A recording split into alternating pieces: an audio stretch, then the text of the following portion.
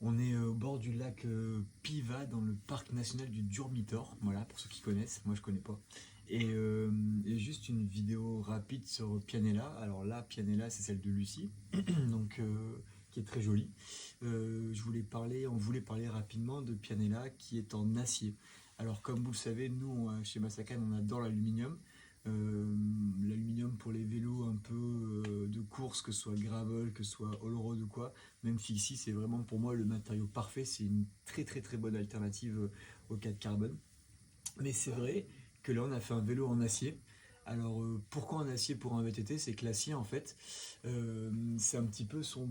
Alors, c'est pas son défaut, mais une caractéristique de l'acier. Une caractéristique de l'acier, c'est sa densité qui est assez haute, qui est quasiment, on va dire, en fonction des différents alliages, on va un petit peu schématiser, simplifier, c'est le double de l'aluminium.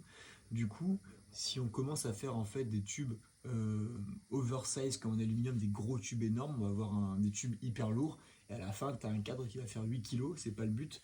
Du coup, historiquement, on a toujours fait des types tubes, des petits tubes en acier, je suis fatigué, des petits tubes en acier pour contenir un peu le poids du vélo. Ces petits tubes, ils ont une petite aire forcément, ils ont un petit diamètre, une petite aire. Du coup, bah, c'est des tubes qui sont plus mous, on va dire, qui sont plus flexibles que des gros tubes oversize en aluminium, qui sont plus stiffs, plus rigides. Ça fait du coup des cadres qui sont un peu plus mous. Alors les gens ils vont dire ah ouais mais l'acier c'est real, l'acier il y a un vrai confort. Non c'est pas oui, alors c'est du confort vertical, c'est juste un manque de rigidité qui est inhérent à la densité de l'acier et qui va du coup voilà. Ok, donc c'est pas un défaut, c'est pas une qualité, mais c'est comme ça, c'est une caractéristique de l'acier.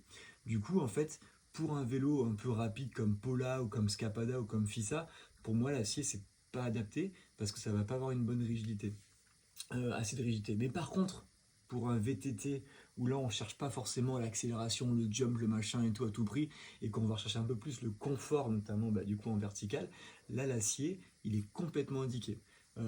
Complètement indiqué. Du coup, c'est pour ça que pour Pianella, on a pris un vélo en acier. Alors, c'est un vélo qui va être plus lourd, qui va être plus cher, le cadre, parce que ça coûte plus cher à faire les tubes en acier, qui va être plus chiant à travailler, qu'il faut protéger cathodiquement.